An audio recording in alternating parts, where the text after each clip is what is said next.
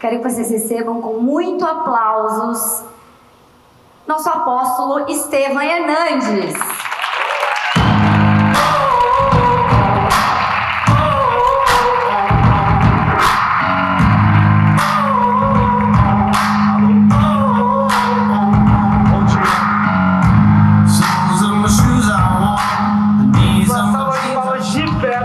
Estevão Hernandes, por favor. Amém. Bom dia, queridos. Obrigado. Nós estamos na sua casa, né?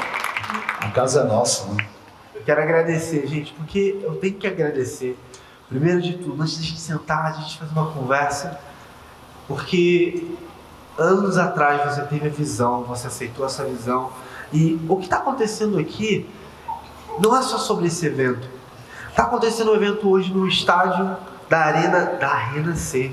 Nesse momento está acontecendo trabalhos sociais na África, está acontecendo trabalhos sociais em todo o Brasil, porque tem 420 unidades da Igreja Arena C, porque um dia você falou assim, eu vou ouvir o meu chamado. É por esse motivo que eu quero primeiro agradecer com uma salva de palmas. Obrigado, alegria muito grande estar aqui com todos vocês. Gente, eu estou muito feliz de receber o apóstolo Estevão Hernandes. E nós vamos começar com o talk. E após o talk, você vai compartilhar, não vai? Eu gostaria que você falasse sobre o chamado, sobre a sua visão. E quando você falar, sabe o que eu vou fazer? Eu vou sentar ali na frente. Apóstolo, hoje as pessoas olham, que legal, uma marcha. Quantas pessoas na marcha que vai ter nesse ano, pelo menos, quantas pessoas são esperadas para esse ano? Esse ano eu acredito que a gente deva ter mais de 4 milhões de pessoas. 4 milhões de pessoas numa marcha envolvendo todas as igrejas de todo o Brasil. Quantos anos a marcha acontece? Essa edição é a 30ª. São 30 anos de Marcha para Jesus. É o maior evento cristão do planeta Terra, realizado aqui em São Paulo, e contra todo tipo de perspectiva, porque um evento, você sabe, conhece, ele tem uma curva, depois ele passa, desce, claro, tem um ciclo de vida, mas a Marcha para Jesus é um fenômeno nesse sentido, porque a cada ano que passa, ela cresce mais. E hoje a marcha não é só em São Paulo, é no Brasil inteiro e também no mundo inteiro. Eu sou presidente internacional da Marcha para Jesus, e a gente vê os países. Agora tivemos, na semana retrasada, na cidade do México, uma grande marcha que reuniu mais de 1 milhão de pessoas. Então você vê assim quão grande é o resultado de quando você se dispõe a fazer aquilo que Deus determina na tua vida. Uma coisa que vocês podem ter certeza, e quando você começa a viver o seu chamado, não é sobre você, mas a mensagem que você está carregando. Quando você começou o movimento, você falou assim, eu acredito nesse movimento. E quando você se põe em movimento, outras pessoas falam assim, eu acredito nesse movimento aí, eu estou dentro. Opa, eu acredito nesse movimento aí, eu também estou dentro. E isso é maior do que o marketing, isso é maior do que qualquer estratégia de branding que alguém possa fazer. Por isso que as pessoas olham assim, nessa visão, eu compartilho dessa visão, não é verdade? Sem dúvida nenhuma. Nós sabemos que tudo no nosso mundo, funciona assim, nosso mundo material, envolve comunicação, envolve marketing e tudo aquilo que você pode estruturar.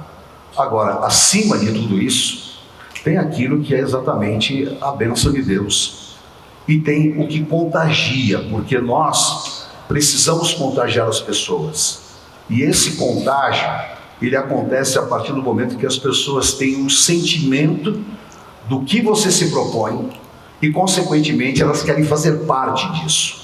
Então é um grande segredo, porque o apóstolo Paulo fala que nós precisamos de ter o mesmo sentimento de Jesus Cristo. Isso é uma coisa muito profunda, porque sentir como Cristo é exatamente nós termos a visão de Cristo em relação ao próximo e também em relação àquilo que é a sociedade como um todo. Por isso que hoje nós agregamos, todas as igrejas praticamente participam, independente também de religião, as pessoas vão às ruas e ali, num sentimento único de exaltarmos o nome de Jesus, acontece esse fenômeno que é a Marcha para Jesus. Uau. Mas não foi sempre assim. Vocês vão ouvir aqui agora o início de tudo. Hoje você é conhecido no mundo e respeitado no mundo como o apóstolo Estevão. Mas um dia, você estava, se eu não me engano, atuando como executivo. Você pode me contar essa história? Como que você começou a sua jornada? Como é que foi antes do apóstolo a se apropriar do seu chamado? O chamado é uma coisa muito impressionante, porque você precisa, obviamente, despertar dentro de você o chamado, e muitas vezes ele não é 100% consciente. Você é induzido a ele. E aí você vai adquirindo consciência daquilo que é possível fazer. Então eu sempre, desde criança, eu sempre tive uma conexão com Deus muito forte. Eu fui criado em um lar católico e uma das aspirações da minha família é que eu me tornasse padre. Isso aqui eu não conto muito, né? Era uma das aspirações e eu sempre tive essa conexão. E houve um momento em que meus pais se converteram, se tornaram evangélicos e consequentemente eu também. E sempre nasceu no meu coração um desejo muito grande de compartilhar a mensagem com a juventude. E isso é uma coisa que ardia no meu coração. E eu via que nós tínhamos muitas dificuldades nisso, porque as barreiras eram muito grandes. A religiosidade era algo que impedia. E tinham métodos e formas. E daquela maneira jamais a gente conseguiria atingir os jovens. Então, eu comecei a pensar quais seriam os caminhos para nós falarmos a linguagem da juventude e para nós alcançarmos esses jovens. E é preciso ressaltar, nós estamos falando de jovens numa época de muito dogma, numa época em que a religião ela imperava sobre a igreja. E a sua visão era que existia uma forma diferente de levar as pessoas a Jesus, é isso? Com certeza, porque eu gosto muito de rock. Então, o Raul Seixas havia contado uma mentira, que o rock era do diabo. E quem acreditou nessa mentira foi a igreja. Então eu tinha um desejo de quebrar os paradigmas e introduzir uma forma diferente de nós nos comunicarmos. Eu comecei então a fazer esse trabalho com jovens e falei, não, o caminho é música. Só que, como você falou, a gente estava num cenário extremamente religioso e dogmático, aonde você não podia, por exemplo, numa igreja tocar uma guitarra, você não podia tocar uma bateria, porque tudo isso era classificado dentro de um bojo assim, tudo isso é do diabo. Bom, então, obviamente, nós precisávamos o quê? Quebrar todas essas barreiras. E aí nós começamos exatamente de uma maneira muito incrível com o rock and roll, surgindo aí a primeira banda no Brasil, porque eu introduzi o conceito gospel, porque nós não queríamos também que fôssemos associados inicialmente à música evangélica da época, que era muito ruim, muito ruim. Era uma coisa assim assustadora, né? Às vezes eu ouvia falar... Era uma coisa... Você aqui... 100%, né? E não tinha preocupação com qualidade, não tinha preocupação com aquilo que você transmitia. E tinha aquela tônica que o pessoal falava assim, né? Eu vou cantar essa música para Jesus. Para Jesus tudo bem. Só que eu pensava diferente, penso até hoje, graças a Deus. Eu acho que tudo que você tem que fazer, você tem que procurar um caminho de excelência. Agora, quando você vai fazer principalmente para Deus, aí tem que ser mais excelente ainda. Então, nós começamos com a primeira banda, que foi o Cats Barneia. É a primeira FM no Brasil, que aí também foi uma coisa que Deus colocou nas nossas mãos. Dentro dessa perspectiva, nós vamos fazer uma coisa hiperprofissional. E colocamos vinhetagem e tudo mais. E começamos também um programa na Rede Manchete, à época, que era o clipe gospel. Nós pegamos os clipes americanos que tinham uma produção incrível. todo mundo ficava pasmo. Ah, mas isso aí é evangélico, isso aí é cristão, o que é isso? Então nós começamos a comunicar dessa maneira, e aí foi uma revolução na vida da juventude. Por quê? Nós começamos em um porão na Rua Vergueiro, aí não cabia mais, pois nós somos a Planície Vasconcelos. Nesse momento, eu estava no auge da minha carreira, porque eu havia saído da Xerox e fui para um projeto muito grande no Grupo Itaúsa, e ali nós estávamos introduzindo, na época, facsímile, fazer uma fábrica em Manaus, trabalhando numa joint venture com a Canon, e tudo isso estava nas minhas mãos. Eu havia feito alguns cursos do Japão, voltei para o Brasil, e a coisa estava crescendo, e paralelamente a igreja crescendo. A igreja crescendo no seguinte, assim, a juventude sendo atingida. E aí começaram a vir os conflitos. Os conflitos daquilo, que eu faço? Para onde eu vou? Começou. Aí começa a coisa pegar fogo.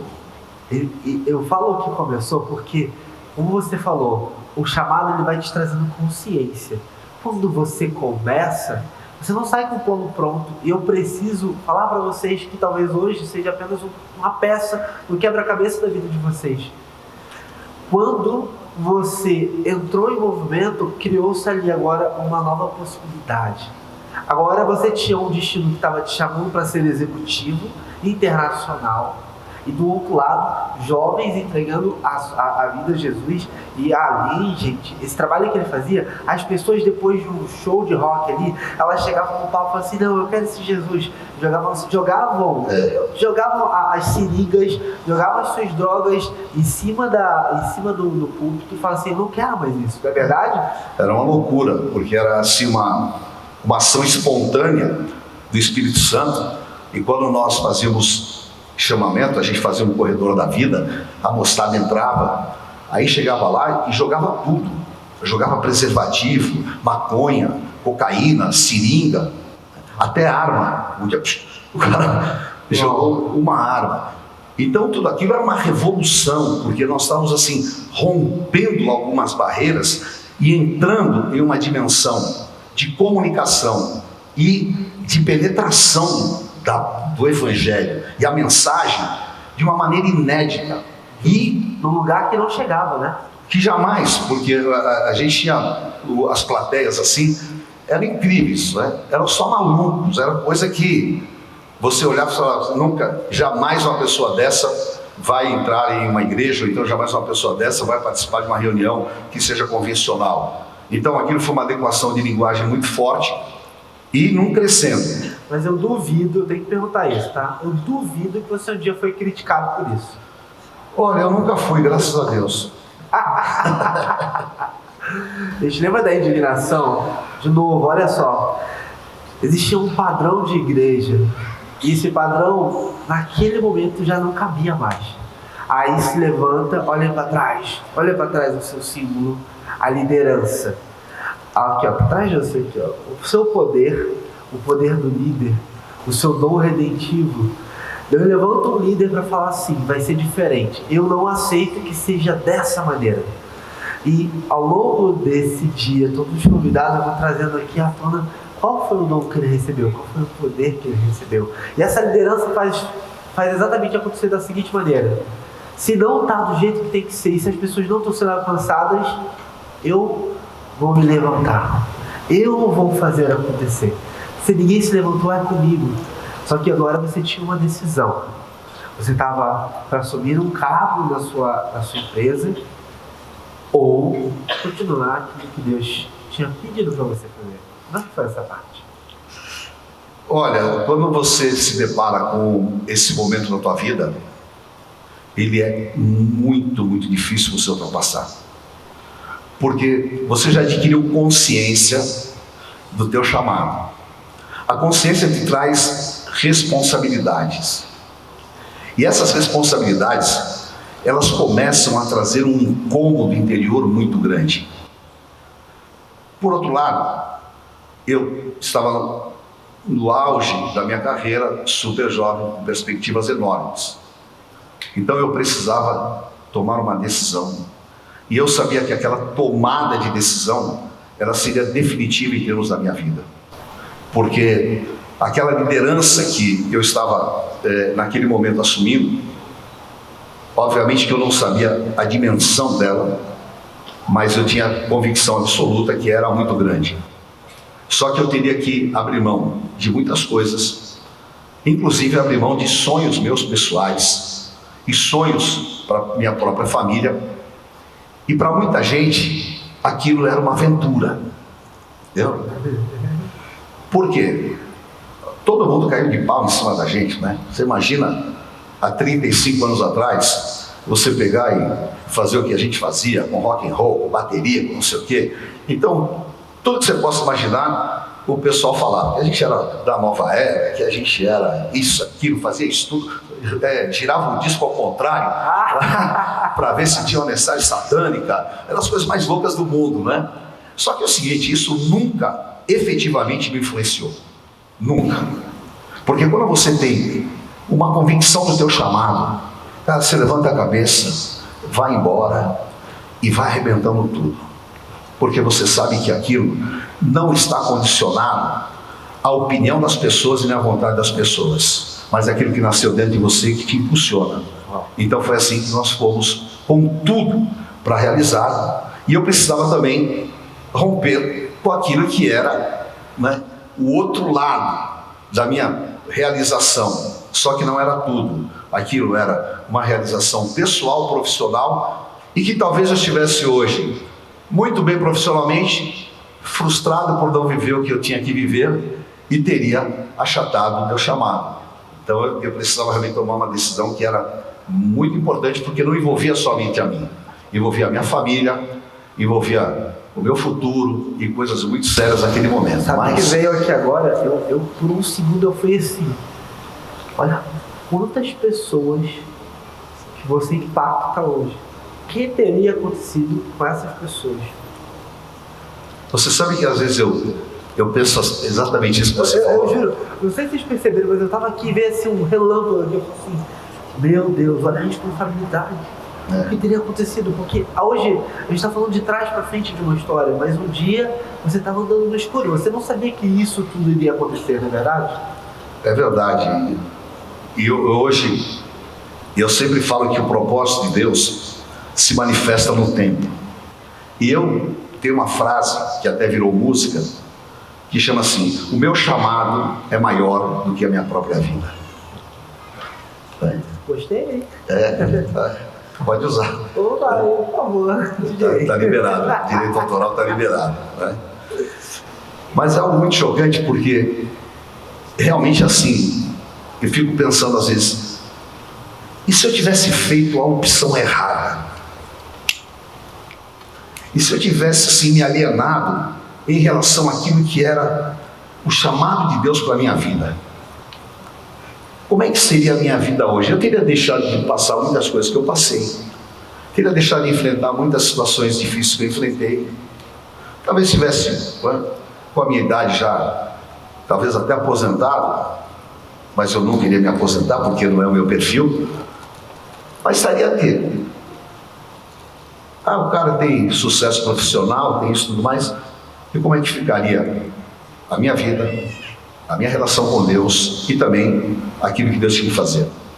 Então, para aquele que é empreendedor, para aquele que tem um chamado, você chega uma hora que você se depara exatamente lá na bifurcação.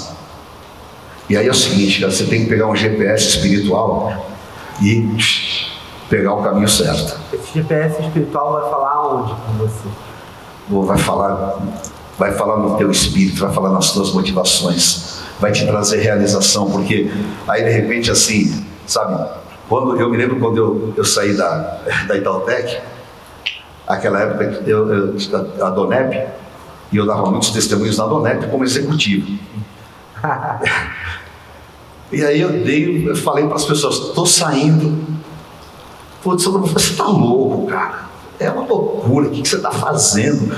E tal, não sei o que. Uma pessoa ligou para mim chorando, uma pessoa muito querida, que me ama muito, que ela já está na eternidade já. Essa pessoa me ligou chorando, falou, não faça isso com você, porque ser pastor não é o que você pensa. Nossa. E eu recebi, inclusive, cara, eu vou dizer para você, tiveram até pastores que falaram comigo, não faça isso, cara, você está bem, o que você vai arrumar para a tua vida? Mas, obviamente, prevaleceu aquilo que estava dentro do meu espírito, o meu desejo de ver as vidas transformadas, a minha realização em poder cumprir o meu chamado, e saber que não ia parar ali, e saber que a gente poderia ir além, e que nós poderíamos mudar a consciência espiritual de uma nação, porque naquele momento eu já tinha essa visão. Era um avivamento que você estava preparando, né? É que estava preparando, que aquilo já estava dentro de mim. Falava, não, quantas vezes, né, eu falava para minha esposa, para a minha situação, eu falava para ela, cara, a gente tem tudo para parar, mas nós vamos em frente, porque vai acontecer uma revolução nesse país. E aí então eu fiz a música Revolução, né? Revolução está no nome de Deus. E para cada situação da minha vida eu fazia uma música, e as músicas iam alimentando a gente, e era muito incrível, e a caminhada foi por aí, e eu me desliguei da Itautec, né? E depois foi simples, né? Você desligou e falou maravilha logo de início, né? Sabe, gente, eu preciso trazer isso. Existem centenas de projetos, de trabalhos hoje sendo feitos. Se você escrever a palavra propósito, por exemplo, na Amazon para comprar o livro, existem mais de 50 mil títulos diferentes falando sobre isso. E a gente estava tendo uma conversa que eu preciso trazer isso aqui. Falaram para você que ia ser fácil, que você ia viver o seu propósito todos os dias seria uma grande facilidade. A grande verdade é que você vai ser desafiado o tempo todo. Mas se você for desafiado para aquilo que é real, que é genuíno dentro do seu coração, você vai ter forças para sobrepor quando o momento difícil vier. E é sobre isso que a gente quer trazer aqui, porque eu podia te emocionar aqui, falar que isso vai ser muito mais fácil se você ouvisse seu chamado no dia seguinte. A sua vida seria uma maravilha, mas no dia seguinte que ele sai, ele tem uma grande dúvida. Como é que vai ser a partir de agora? Com certeza, eu acho que isso é a parte mais honesta que existe e que a gente precisa falar, né? Essa é a revolução que eu tenho que trazer, sabe? Exatamente, porque às vezes eu vejo as pessoas às vezes falando e tudo mais, como se tudo fosse um mar de rosas, como se realmente você fizesse assim um estalar de dedos e as coisas acontecessem. Não existe nada sem que você pague um preço, e tudo aquilo que você paga um preço é definitivo. Então, se você quer começar um negócio, se você quer revolucionar, se você quer quebrar paradigmas, se você quer fazer a diferença, tenha certeza absoluta que você tem que pagar um preço. E isso é, até eu acredito, uma condição do plano de Deus, porque o apóstolo Paulo fala que todas as coisas cooperam conjuntamente para o bem daqueles que amam a Deus, na vida dos quais Deus tem um propósito, né? E Tiago fala que nós somos provados para ser aprovados. Então o day after, ele não é mole, ele é complicado. Só que, claro, aquilo que eu sempre falo, a convicção é maior do que qualquer oposição. Valeu a pena ver você chamar? Meu Deus do céu, o que seria da minha vida hoje, né, se eu não tivesse atendido o meu chamado? Obrigado. Deixa eu te dar um abraço aqui. Obrigado. E nesse momento eu convido, porque eu aprendi uma coisa, gente: o princípio da honra. Quando você está diante de pessoas que têm honra, honrem. E eu quero honrar a sua vida, quero agradecer por tudo que você fez, continua fazendo. E hoje eu estar aqui é porque também você acreditou, você apoiou. Você, através da pastora, cadê a pastora Sandra? Eu preciso ver a pastora Sandra. Pastora Sandra, cadê? Aqui é Sandra. Por favor, chega aqui, pastora Sandra, uma salva de palmas para a pastora Sandra.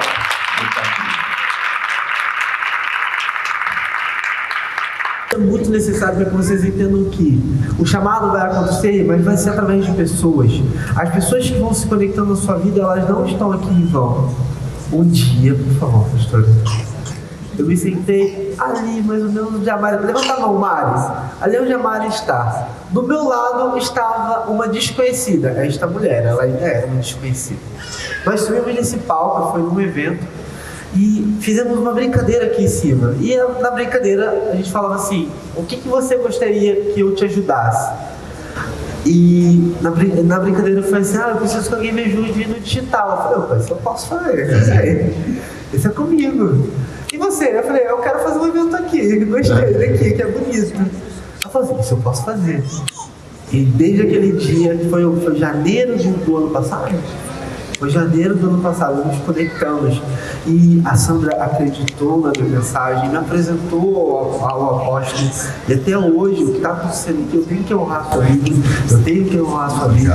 E toda vez que nós honramos as pessoas, nós provamos de que o que está conectado na terra está no céu. Eu tenho que honrar você aqui, para que o que vai vir do céu, para a minha vida, para a sua vida e para a vida de cada um de vocês, seja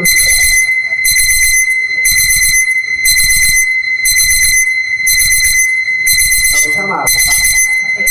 Aos teus ouvidos. É um chamado. Isso é apenas um treinamento, não se preocupe.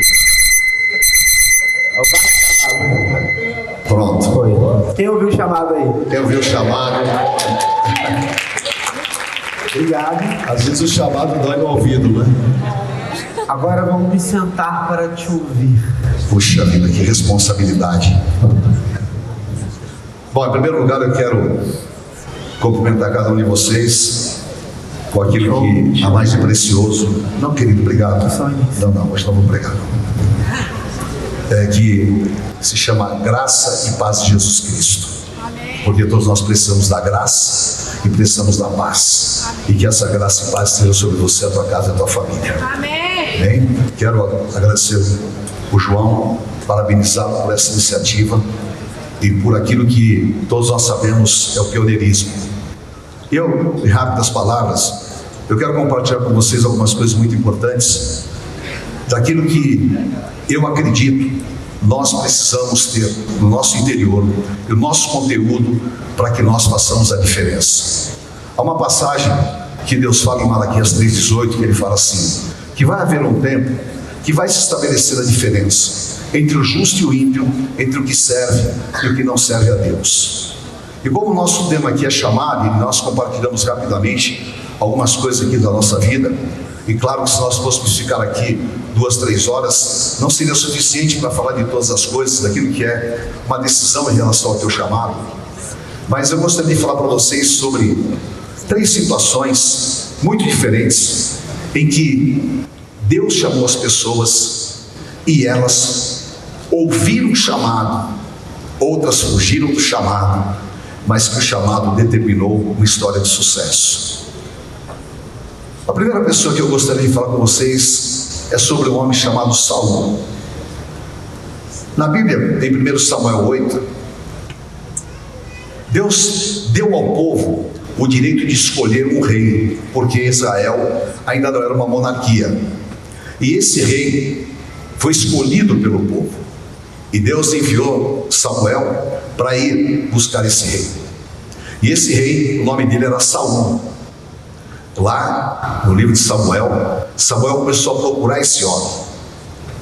E Deus mostrou, era Saul. Ele era o mais alto, o mais bonito. Ele era o mais preparado.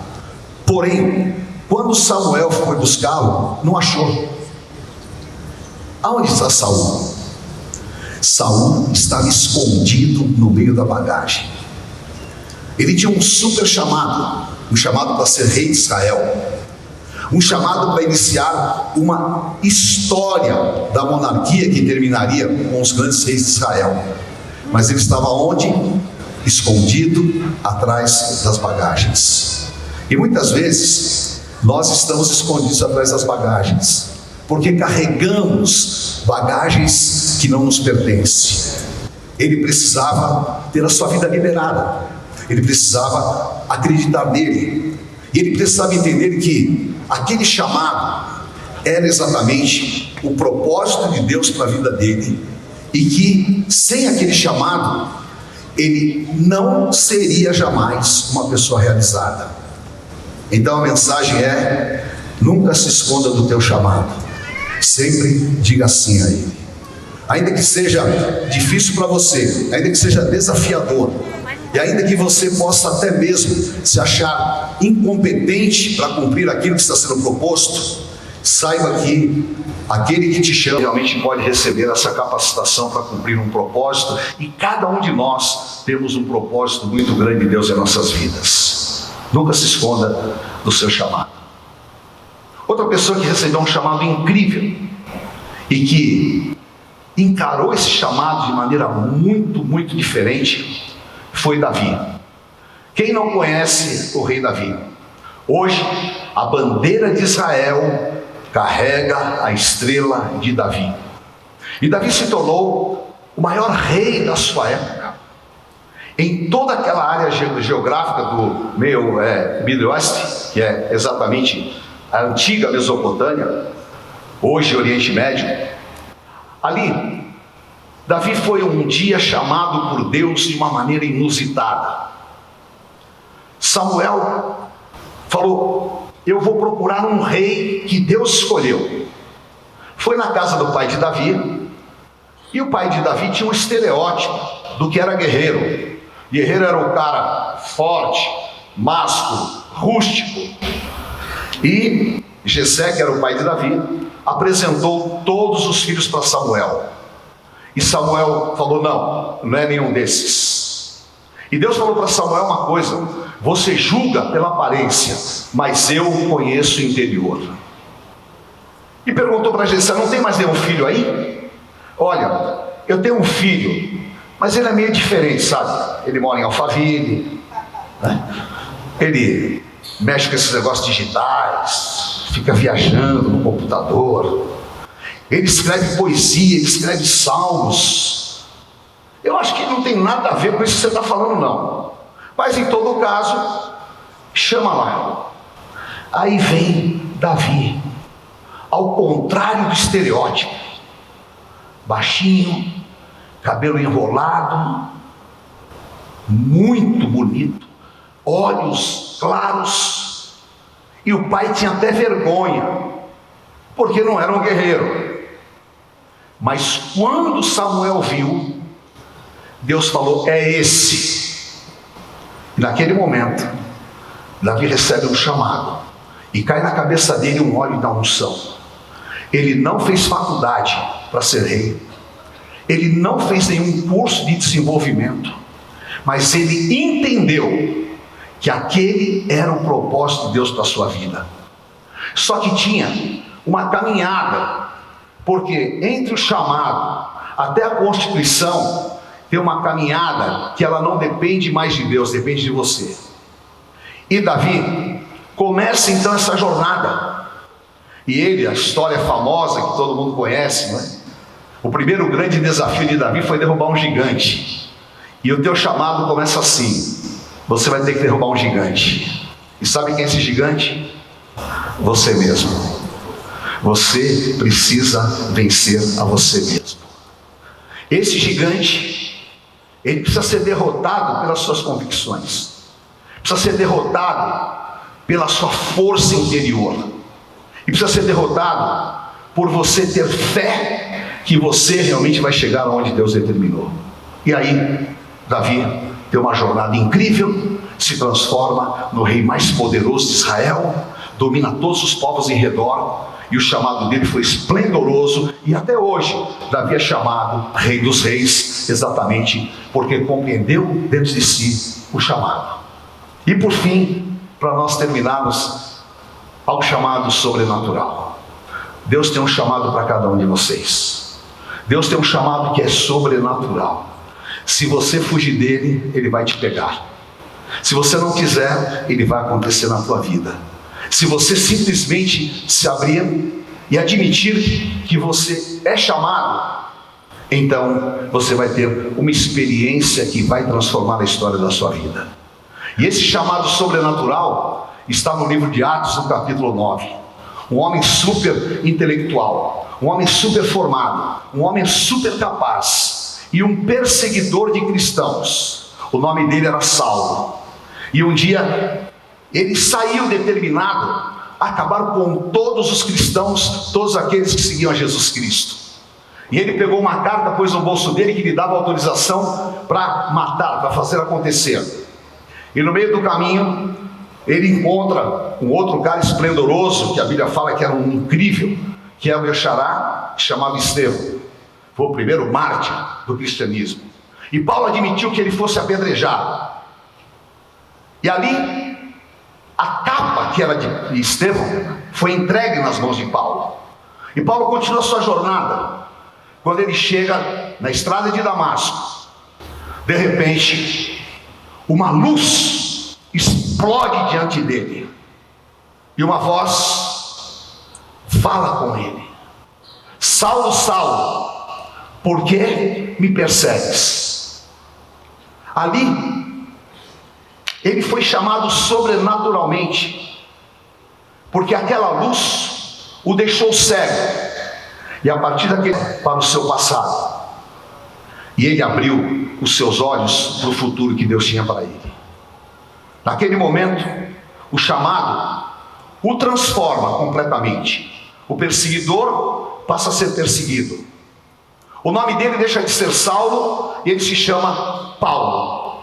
E ele criou a maior revolução espiritual que se tem ideia na história do cristianismo moderno, porque ele confrontou todos os dogmas, toda a religiosidade de Israel.